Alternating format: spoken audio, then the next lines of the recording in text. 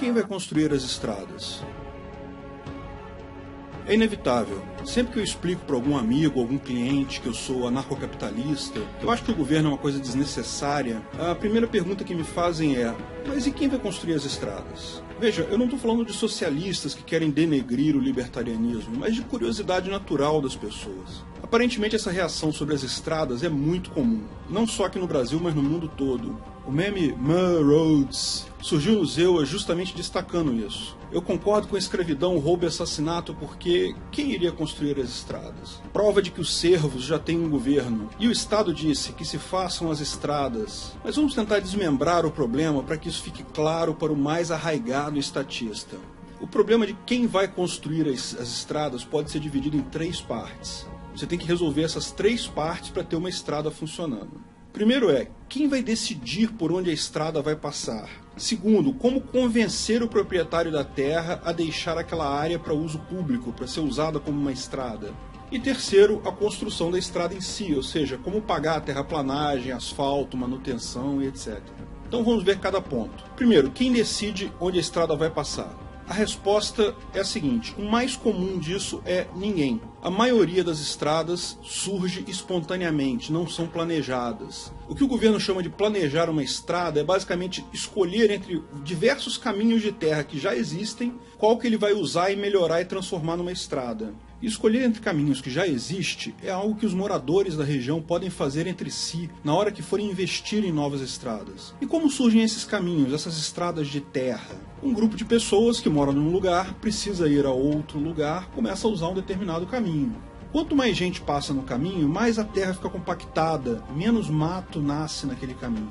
E como andar em terra batida e sem mato é muito melhor do que andar em terra fofa com mato, as pessoas passam a usar mais aquele caminho mesmo. Reação autoestimulada. Quanto mais gente usa, mais gente tende a usar. Vou dar um exemplo meu aqui. Eu moro no bairro do Catete, no Rio de Janeiro. É um bairro que se organiza em torno da Rua do Catete. A Rua do Catete hoje ela é meio esquecida, mas ela já foi uma rua muito importante para os estatistas nacionalistas. O governo brasileiro, antes de construir em Brasília, ficava aqui, na Rua do Catete, no chamado Palácio do Catete. Felizmente hoje só tem um museu empoeirado lá, e o tal do pijama sujo de sangue que fica lá. Mas o curioso, que muita gente não sabe, é que a Rua do Catete é mais antiga que o Brasil. Tupinambás e maracajás eram os índios que habitavam aqui a região. Eles já habitavam essa região muito antes dos portugueses chegarem aqui. Haviam várias vilas aqui no Rio de Janeiro, mas não aqui no Catete. A região do Catete era uma região pantanosa, alagadiça, ninguém usava para nada. E realmente, quem mora aqui hoje sabe, choveu, a Rua do Catete enche, sempre foi assim. Bom, os índios não usavam o Catete para morar, mas usavam como passagem, e passavam pelo caminho do Catete. Haviam muitos índios aqui, então o caminho do Catete era muito usado, era bem amplo e demarcado. Quando os portugueses chegaram aqui já era uma rua de terra, como a que existe em vários lugares por aí. Dava para passar carroça e tudo mais. Lógico que os portugueses passaram a usar também o caminho do Catete, ele já estava lá. Quando surgiram as casas na região, o pessoal aterrou o pântano em volta e começou a construir casa, evidentemente que as casas apontavam para o caminho do Catete, muito antes de haver a Rua do Catete. Então, quando resolveram fazer uma rua, a solução era óbvia, fizeram a rua no mesmo traçado daquele caminho do Catete, e hoje é a Rua do Catete.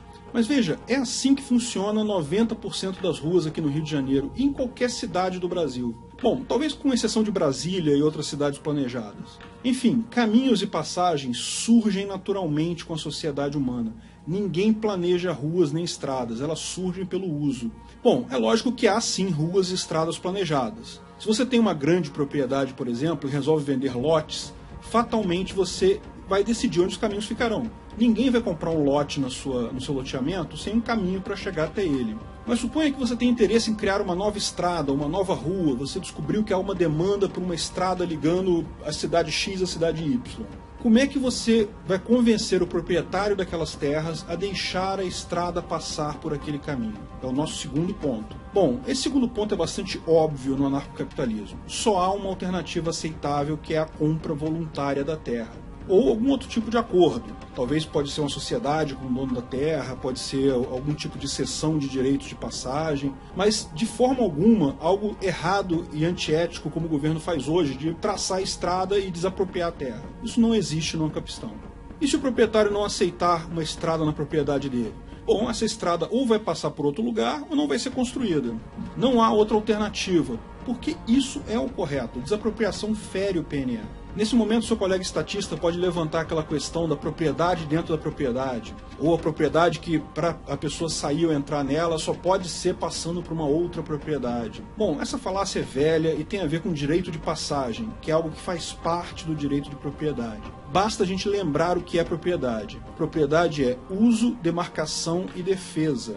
Veja, como que essa situação começou a existir? Só há uma opção lógica no final das contas. O proprietário interior usava a sua propriedade quando o proprietário exterior adquiriu a sua. Então, certamente, o proprietário anterior já usava um caminho que passava pela propriedade do outro antes. Se ele usava aquele caminho, o caminho era demarcado, e ele vai reclamar se você interromper a passagem dele, veja, ele é proprietário daquele caminho também. Mesmo que o caminho passe dentro da sua propriedade, ele não é propriedade exclusiva sua. Você não pode construir algo ali a menos que preserve o caminho de alguma forma, ou forneça uma outra alternativa que o outro dono do caminho, que é a outra propriedade, aceite também. Se ocorreu de outra forma, com o proprietário exterior demarcando uma propriedade interna e vendendo esse lote para o proprietário interior, é evidente que ele deve ter indicado alguma passagem. Ninguém iria comprar uma propriedade que você não tem como chegar lá. Fato é que a propriedade deve ser definida sempre com seus direitos de passagem. Se uma pessoa usa a sua propriedade para chegar na dela, isso é costume, é um caminho demarcado. Então ela já é proprietária daquele caminho, tanto quanto você.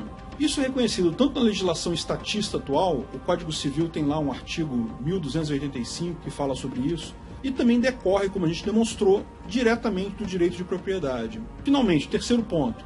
Quem vai asfaltar a estrada, cuidar da manutenção dela? Bom, esse ponto é o mais fácil de todos, porque já é quem faz isso hoje. Empreiteiras que constroem estradas, não governos. E as empreiteiras já são entidades privadas, já são empresas privadas. Bom, mas e quem vai pagar as empreiteiras? Várias alternativas aqui. Podem ser os moradores daquela região que voluntariamente se cotizam para asfaltar e manter uma estrada. Pode ser uma empresa proprietária da estrada que vai cobrar um pedágio de quem for usar aquela estrada ou aquela rua. Podem ser as empresas da região que entendem que terão mais lucro com a rua pavimentada e bem cuidada. Muita gente não sabe, por exemplo, que a região dos cassinos de Las Vegas não faz parte da cidade de Las Vegas. Na verdade, é uma região chamada Paradise, é uma região não incorporada americana. Bom, não há nada equivalente a isso aqui no Brasil. Aqui no Brasil nós temos a União, os estados e os municípios. Cada um desses entes federativos cobra alguns impostos. Por exemplo, ISS e IPTU são municipais, ICMS e PVA são estaduais, IRPF e IPI são nacionais. Lá eles têm a União, que é o governo federal americano, os estados, os condados e os municípios. Da mesma forma, cada um desses cobra os seus impostos. Sim, aquela rua conhecida, chamada Las Vegas Strip, que tem todos os cassinos, que sempre aparece quando se fala de Las Vegas, tem até aquela plaquinha característica, ela não pertence ao município de Las Vegas. Como não pertence ao município, o município não presta policiamento, não asfalta a rua, não cuida do esgoto, não cuida da água. Tudo isso é feito pela Associação de Cassinos da região. Adivinha? Funciona muito melhor do que qualquer prefeitura, muito mais barato até para os cassinos que pagam isso. Mas é óbvio pensar isso. O que seria mais caro? As pessoas custearem as ruas ou as pessoas entregarem o dinheiro na mão do político para ele custear as ruas? E assim será no Capistão. Se você não tiver a sorte de viver numa região custeada pelos negócios daquela região, talvez você tenha que rachar com seus vizinhos o custo de manutenção da sua rua. Mas isso vai ser muito mais barato do que pagar o governo para fazer isso.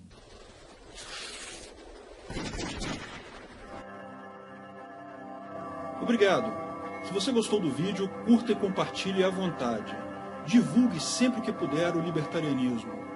Não se esqueça de se inscrever no canal para mais novidades. Se tiver dúvidas, sugestões ou críticas, deixe no comentário. Se quiser ajudar financeiramente, veja meu link no Patreon abaixo.